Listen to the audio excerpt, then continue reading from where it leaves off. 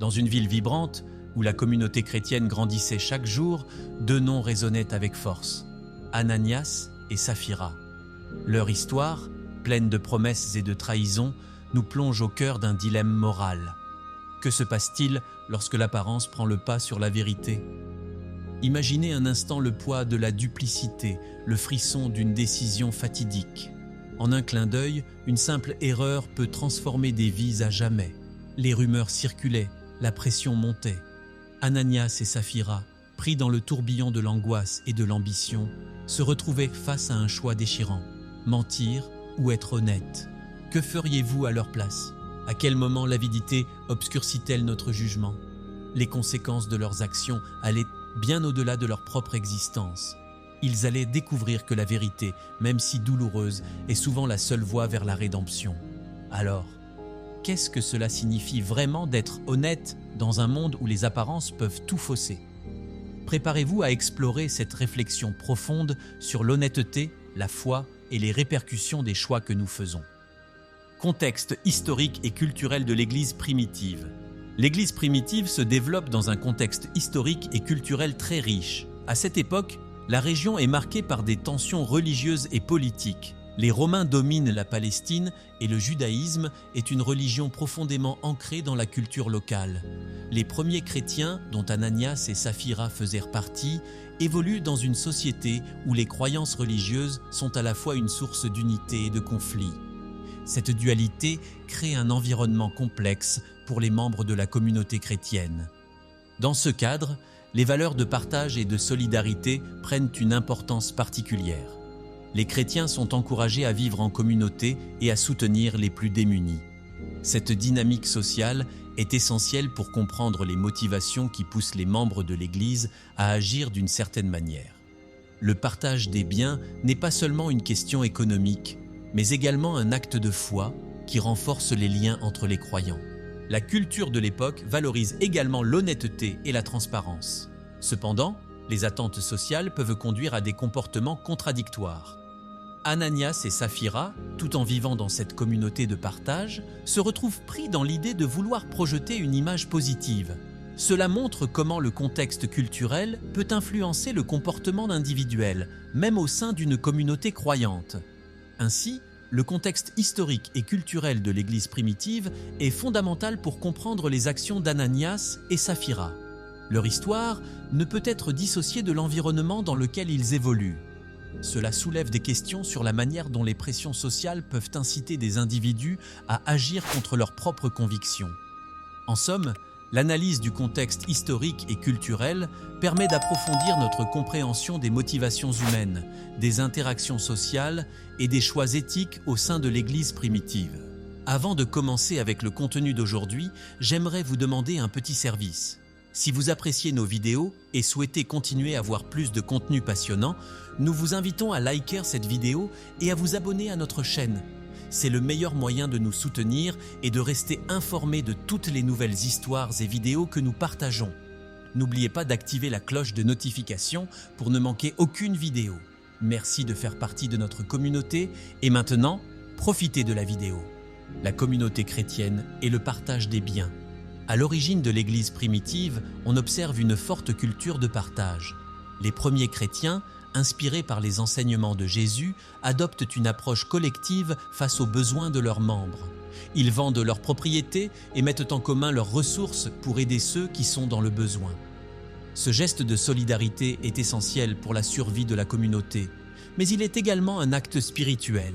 Le partage des biens n'était pas qu'une simple question économique, c'était une expression de leur foi. En aidant les autres, ils pratiquaient l'amour du prochain et suivaient l'exemple de Jésus. Cela créait un climat de confiance et de soutien mutuel, où chaque membre de la communauté se sentait responsable des autres. Cependant, cette belle dynamique peut aussi engendrer des tensions, notamment lorsque des individus cherchent à se démarquer.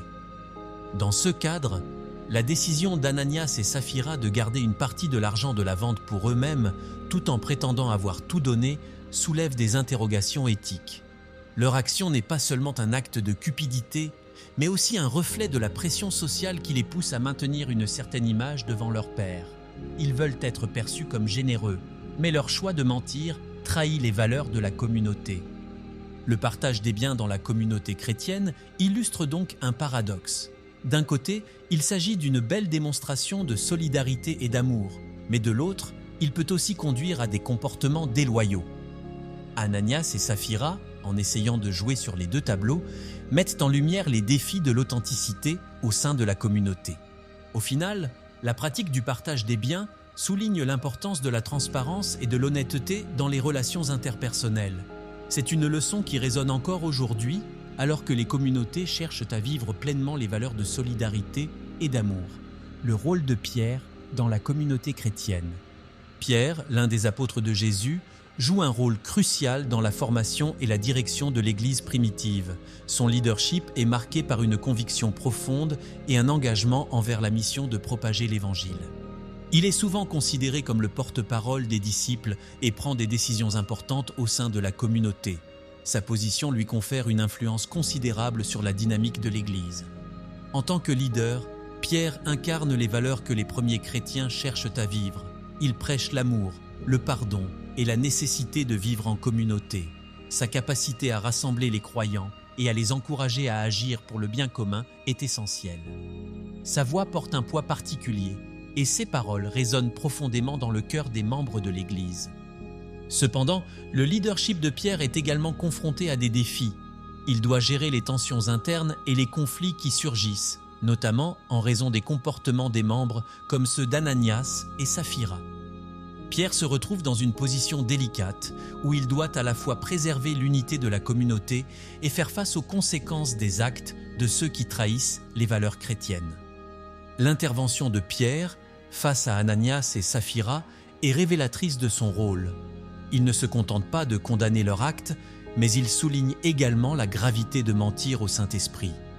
Cette approche montre la profondeur de son engagement envers la vérité et la justice. Il ne cherche pas à rabaisser les individus, mais à rappeler à la communauté l'importance de l'honnêteté. En résumé, Pierre est bien plus qu'un simple leader. Il est un guide spirituel dont l'influence façonne l'identité de l'Église primitive. Son rôle est fondamental pour comprendre les valeurs qui sous-tendent la communauté chrétienne et les défis auxquels elle doit faire face. La motivation d'Ananias et Saphira. Les motivations d'Ananias et Saphira suscitent de nombreuses interrogations. Pourquoi ont-ils décidé de mentir sur la vente de leur propriété ? Pour beaucoup, cela peut sembler incompréhensible, surtout dans le contexte d'une communauté qui valorise la transparence et le partage. Cependant, leur décision peut être analysée sous différents angles. D'abord, il est important de considérer la pression sociale qui pesait sur eux.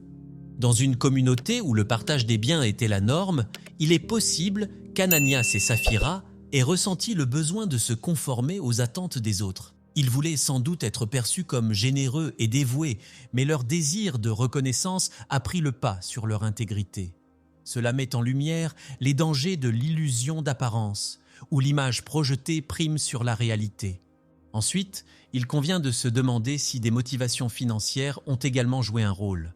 En gardant une partie de l'argent pour eux-mêmes, Ananias et Saphira cherchèrent peut-être à assurer leur sécurité financière. Cette décision illustre un conflit intérieur entre le désir de faire le bien et la peur de manquer. Leur acte de mensonge pourrait être interprété comme une tentative de naviguer entre leur foi et leurs préoccupations matérielles. De plus, il est intéressant de noter que leur motivation pourrait également être liée à un manque de compréhension de la gravité de leur acte. Peut-être ne réalisaient-ils pas pleinement qu'en mentant, ils ne trompaient pas seulement la communauté, mais aussi Dieu. Cette naïveté montre que la spiritualité et l'éthique ne sont pas toujours claires, même pour ceux qui sont impliqués dans une communauté de foi. Enfin, la motivation d'Ananias et Saphira nous rappelle que tous les individus, même au sein d'une communauté croyante, sont faillibles. La lutte entre le désir de bien faire et les tentations personnelles est universelle. Leur histoire nous invite à réfléchir sur nos propres motivations et sur la manière dont elles peuvent influencer nos choix. En somme, les motivations d'Ananias et Saphira sont complexes et multidimensionnelles. Elles soulignent les défis auxquels sont confrontés les membres d'une communauté de foi et posent des questions sur l'intégrité, la transparence et la véritable nature de la générosité. La fausse apparence. La question de la fausse apparence est au cœur de l'histoire d'Ananias et Saphira. Dans une communauté où l'honnêteté et la transparence sont valorisées, leur décision de mentir révèle une profonde contradiction. Ils veulent être vus comme de bons croyants, mais leur choix de dissimuler une partie de la vérité trahit cette image. Cela soulève des réflexions sur la nature de l'authenticité dans les relations interpersonnelles. Dans de nombreuses sociétés, il existe une pression à projeter une certaine image de soi. Les réseaux sociaux d'aujourd'hui illustrent parfaitement ce phénomène, où les individus cherchent à montrer une vie parfaite. Ananias et Saphira, dans leur désir d'être perçus comme généreux, se laissent entraîner dans ce piège. Ils préfèrent embellir la réalité plutôt que de se montrer tels qu'ils sont réellement. Leur acte de mensonge est également révélateur des dangers de l'ego. En cherchant à gagner la reconnaissance des autres, ils négligent les valeurs fondamentales de leur foi. La fausse apparence peut conduire à une déconnexion entre l'identité personnelle et l'identité communautaire. Au lieu de construire des relations basées sur la confiance, ils alimentent le doute et la méfiance. Il est intéressant de constater que la fausse apparence le péché de mentir au Saint-Esprit. Mentir au Saint-Esprit est un acte d'une grande gravité, surtout dans un contexte spirituel. Dans l'Antiquité, les croyants avaient une compréhension profonde de l'importance de la vérité. En mentant, Ananias et Saphira n'ont pas seulement trompé la communauté, mais ils ont également défié Dieu. La notion de vérité est centrale dans la foi chrétienne, et cet incident souligne combien il est dangereux de s'écarter de cette valeur fondamentale. Quand Ananias a décidé de cacher une partie de l'argent de la vente de son terrain, il a agi dans un esprit de tromperie. Cette tromperie n'était pas seulement sur le plan matériel, elle avait des implications spirituelles. En mentant, ils ont tenté de manipuler l'image qu'ils projetaient aux autres, pensant que cela leur apporterait reconnaissance et respect au sein de la communauté chrétienne. Cependant, leur acte a eu des conséquences désastreuses. La gravité de mentir au Saint-Esprit réside également dans la nature même de Dieu. Le Saint-Esprit, en tant que partie de la Trinité, est associé à la vérité et à la sanctification. En mentant, Ananias et Saphira ont cherché à tromper cette présence divine. Ce n'est pas simplement un mensonge ordinaire, c'est un affront direct à la sainteté de Dieu. Ce type de péché ne peut être pris à la légère, car il remet en question la relation d'un individu avec le divin. Les conséquences de leur mensonge ont été immédiates et tragiques. Cela a montré à la communauté que la tromperie n'était pas tolérée et que Dieu prend la vérité très au sérieux. Ce récit met en lumière que les actions humaines ont des répercussions sur le plan spirituel et communautaire. En mentant, Ananias et Saphira ont non seulement perdu leur vie, mais ils ont également mis en danger l'unité et la confiance au sein de la communauté chrétienne. Ceux qui ont entendu parler de leur mort ont été confrontés à une réalité brutale. Mentir, même pour des raisons apparemment innocentes, peut avoir des conséquences dévastatrices. Ainsi, ce récit souligne l'urgence de la transparence et de l'honnêteté dans toutes les interactions, en particulier au sein de la communauté de croyants. Conséquences immédiates de la fausse déclaration. La mort d'Ananias et Saphira a eu un impact choquant sur la communauté chrétienne. Dans un environnement où l'amour et la solidarité étaient valorisés, la tromperie de ces couples a introduit un sentiment de peur et d'incertitude. Les membres de l'Église ont été forcés de réfléchir à la nature de leurs propres actions et à la manière dont elles pourraient être perçues par Dieu. La réaction immédiate à la mort d'Ananias a été la stupéfaction. Les croyants ont commencé à comprendre que la sainteté de Dieu exigeait des normes élevées de conduite. La communauté a ressenti un profond respect pour la justice divine, réalisant que même parmi eux, il y avait des limites que l'on ne devait pas franchir. Cette prise de conscience collective a suscité un appel à la vigilance et à la sincérité. D'un autre côté, cette tragédie a également servi de leçon. Les membres de la communauté ont compris l'importance de la transparence et de l'honnêteté dans leurs relations. Ils ont appris que cacher la vérité, même pour des raisons nobles, peut entraîner des conséquences imprévues. La mort d'Ananias et Saphira est devenue un avertissement pour tous, incitant chacun à évaluer ses propres intentions et actions. Au fil du temps, cet événement a renforcé la communauté dans sa foi. Bien que la peur ait initialement dominé, elle a également conduit à une plus grande détermination à vivre en accord avec les principes de Dieu. Les croyants ont commencé à se soutenir mutuellement, cherchant à créer un environnement où l'honnêteté et la confiance prévalaient. En fin de compte, les conséquences de la fausse déclaration d'Ananias et Saphira ont eu un effet durable sur la communauté chrétienne. Cela a servi de rappel puissant que la vérité et l'intégrité sont essentielles pour maintenir l'harmonie et la sainteté au sein de l'Église. La réaction de la communauté à la mort du couple. La communauté chrétienne a réagi avec un mélange de choc, de peur et de réflexion après la mort d'Ananias et Saphira. Les membres de l'Église, qui avaient jusqu'alors vécu dans une atmosphère de confiance et d'amour, ont été confrontés à une réalité brutale. La mort de ce couple a agi comme un catalyseur, provoquant une introspection et un examen de conscience collectif. Les premiers chrétiens ont commencé à comprendre que la sainteté de Dieu ne doit pas être prise à la légère. Cette prise de conscience a suscité un profond respect pour l'autorité divine et a renforcé leur engagement envers la vérité. Beaucoup ont commencé à se demander comment leurs propres actions pouvaient être perçues par Dieu et s'ils agissaient avec intégrité dans leur vie quotidienne. Les leçons tirées de cette tragédie ont également conduit à une plus grande solidarité parmi les membres de l'Église.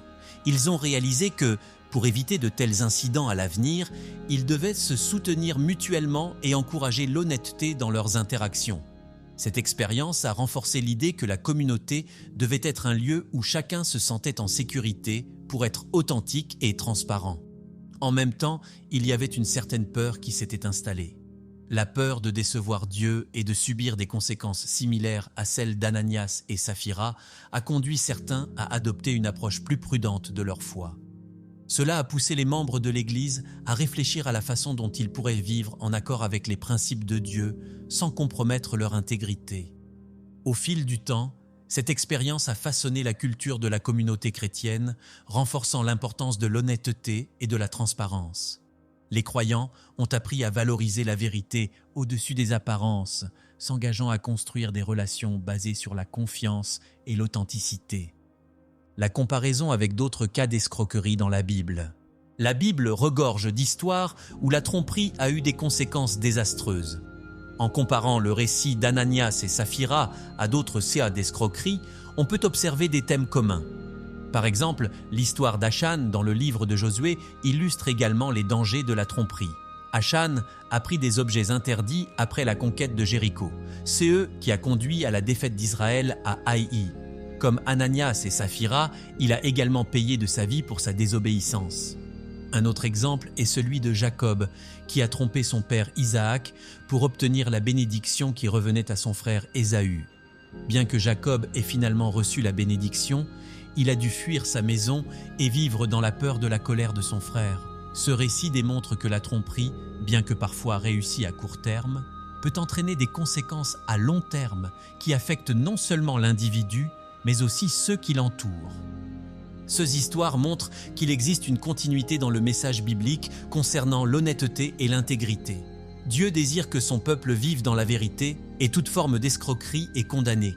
Ananias et Saphira, comme d'autres personnages bibliques, ont appris de la manière la plus difficile que la désobéissance et la tromperie ne mènent qu'à la ruine. La comparaison avec d'autres cas d'escroquerie dans la Bible met également en lumière la gravité du péché. Les conséquences de la tromperie ne se limitent pas à l'individu. Elles affectent également la communauté dans son ensemble. Dans le cas d'Ananias et Saphira, leur mensonge a ébranlé la confiance au sein de l'Église primitive et a servi d'avertissement pour les générations futures. Ce récit biblique, y compris celui d'Ananias et Saphira, révèle que Dieu exige la vérité de son peuple. Il nous rappelle que, peu importe les circonstances, l'honnêteté doit toujours primer sur le désir de plaire aux autres ou de projeter une image favorable. L'importance de la transparence dans les relations. La transparence est essentielle pour établir des relations saines et durables, surtout au sein d'une communauté de croyants. L'histoire d'Ananias et Saphira illustre comment la tromperie peut miner la confiance et créer des fissures dans l'unité d'un groupe. Lorsque les membres d'une communauté ne sont pas honnêtes les uns envers les autres, cela peut entraîner des malentendus, des conflits et, finalement, une rupture des relations. La transparence permet aux individus de se sentir en sécurité pour partager leurs pensées, leurs luttes et leurs succès. Dans un environnement où l'honnêteté est valorisée, les gens sont plus susceptibles d'ouvrir leur cœur et de construire des liens solides. Cela favorise une culture de soutien mutuel, où chacun, le rôle de la peur et du respect de Dieu, L'événement tragique entourant Ananias et Saphira a eu un impact profond sur la communauté chrétienne de l'époque. Ce qui s'est passé a suscité un sentiment de crainte parmi les croyants. Ils ont commencé à réaliser que Dieu ne prend pas à la légère les actes de tromperie, surtout au sein de sa propre communauté. Ce n'était pas seulement une question de conséquences physiques, comme les décès d'Ananias et de Saphira, mais aussi une prise de conscience spirituelle. Les membres de l'Église ont compris que le respect de Dieu devait être au cœur de leur foi. Cette prise de conscience a contribué à créer une atmosphère de sérieux et de révérence. La peur ici ne se limite pas à un sentiment de terreur, mais englobe également une profonde reconnaissance de la sainteté de Dieu.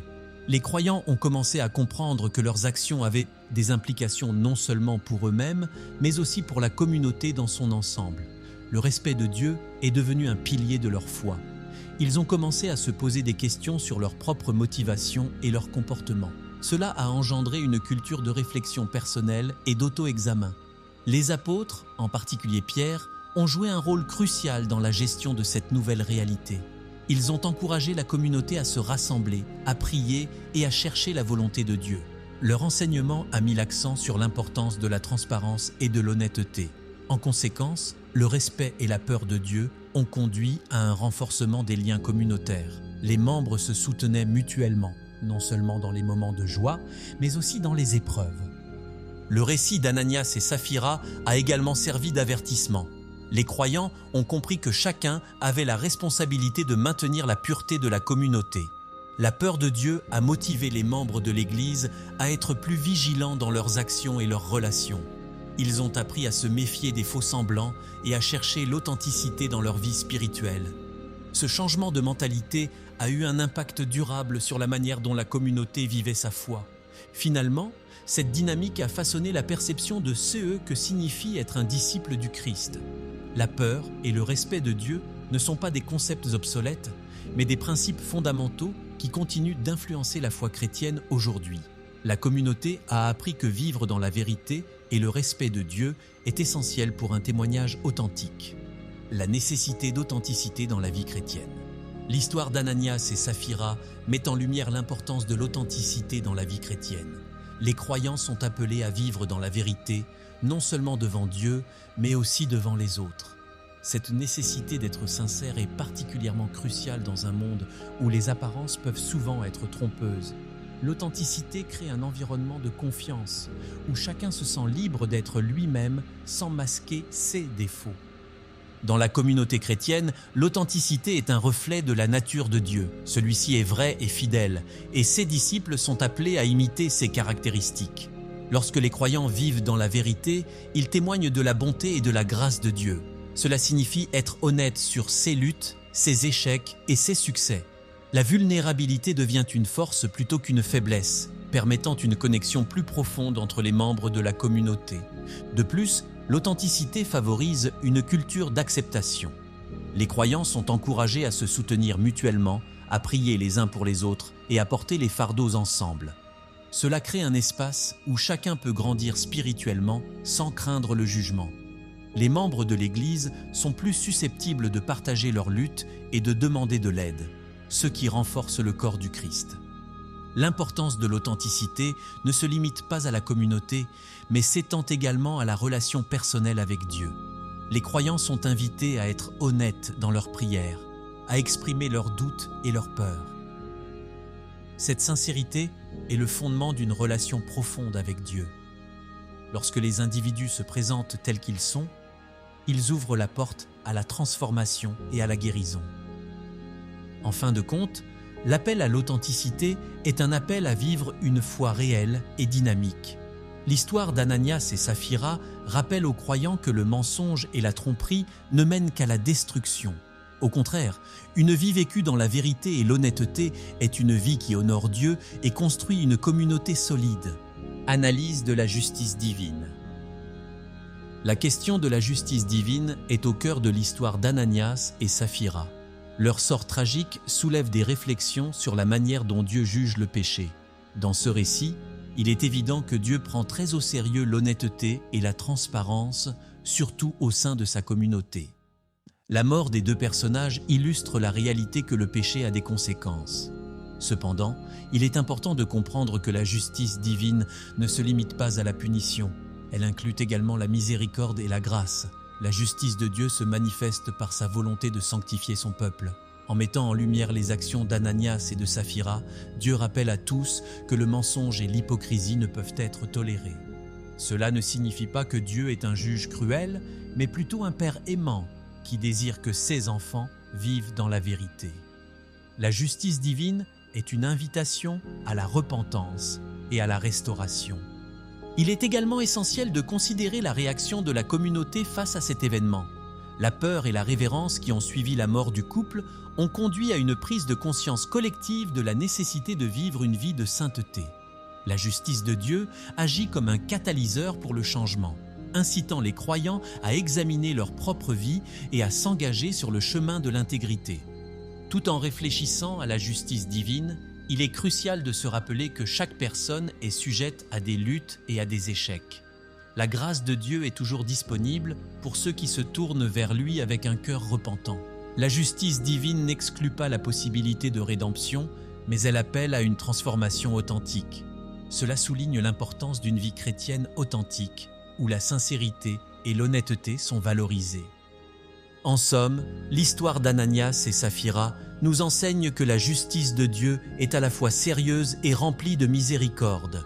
Elle nous rappelle que, même lorsque nous trébuchons, il y a toujours un chemin de retour vers la lumière. La justice divine est un équilibre entre jugement et grâce, et c'est ce qui rend la relation avec Dieu si précieuse. Implication pour la vie chrétienne contemporaine. L'histoire d'Ananias et Saphira continue d'avoir des implications significatives pour la vie chrétienne contemporaine. Dans un monde où la tromperie et l'hypocrisie sont courantes, le message de cette histoire reste pertinent. Les églises d'aujourd'hui sont confrontées à des défis similaires en matière d'intégrité et de transparence. L'exemple de ce couple nous rappelle l'importance de vivre une foi authentique dans toutes nos interactions. L'honnêteté est un élément fondamental de la vie chrétienne. Dans un monde où la vérité est souvent relativisée, les croyants sont appelés à être des ambassadeurs de la vérité. Cela signifie être sincères dans nos paroles et nos actions, même lorsque cela est difficile. Les églises doivent promouvoir une culture où l'honnêteté est valorisée et où les membres se soutiennent mutuellement dans leur cheminement spirituel. Une autre leçon importante de cette histoire est la nécessité de la responsabilité collective. Les membres de l'Église ont la responsabilité de veiller les uns sur les autres. Cela implique d'encourager l'intégrité et de s'opposer à la tromperie. Les communautés chrétiennes doivent créer des espaces où les individus se sentent en sécurité pour partager leurs luttes et leurs faiblesses sans craindre le jugement. Par ailleurs, l'exemple d'Ananias et Saphira nous rappelle que les actions ont des conséquences. Les croyants contemporains doivent être conscients que leurs choix, qu'ils soient bons ou mauvais, affectent non seulement leur propre vie, mais aussi celle de la communauté. Cela souligne l'importance de prendre des décisions éclairées et de vivre selon les principes de l'Évangile. Enfin, cette histoire nous pousse à réfléchir sur notre relation personnelle avec Dieu. La vie chrétienne n'est pas seulement une question de règles et de comportements, mais d'une relation vivante avec le Créateur. En cherchant à être authentiques et transparents, nous nous rapprochons de Dieu et découvrons la profondeur de sa grâce. Les leçons d'Ananias et Saphira nous encouragent à vivre une foi qui témoigne de la vérité et de l'amour de Dieu dans le monde. L'héritage d'Ananias et Saphira dans la théologie. L'histoire d'Anan. Et maintenant, alors que nous avons exploré l'histoire d'Ananias et Saphira, il est temps de réfléchir à la profondeur de ce qu'ils ont vécu. Leur désir de paraître plus grand qu'ils ne l'étaient les a conduits à des conséquences tragiques. Mais que pouvons-nous apprendre de cette histoire ? La vérité et l'honnêteté sont des piliers essentiels dans nos vies, n'est-ce pas ? Que ferions-nous si nous étions confrontés à la tentation de cacher nos vérités ? Pensez à un moment où vous avez ressenti le besoin de mentir ou de tromper pour gagner l'approbation des autres. Est-ce que cela a vraiment valu la peine ? En fin de compte, cette histoire nous interroge sur nos propres comportements. Sommes-nous sincères dans nos relations ? Agissons-nous avec intégrité, même lorsque personne ne nous regarde ? La fidélité à soi-même est la clé pour bâtir des relations solides et authentiques. Alors, qu'en pensez-vous ? Comment pouvez-vous appliquer ces leçons d'honnêteté dans votre propre vie ? Partagez vos idées dans les commentaires ci-dessous et n'oubliez pas de vous abonner pour d'autres histoires bibliques qui touchent le cœur.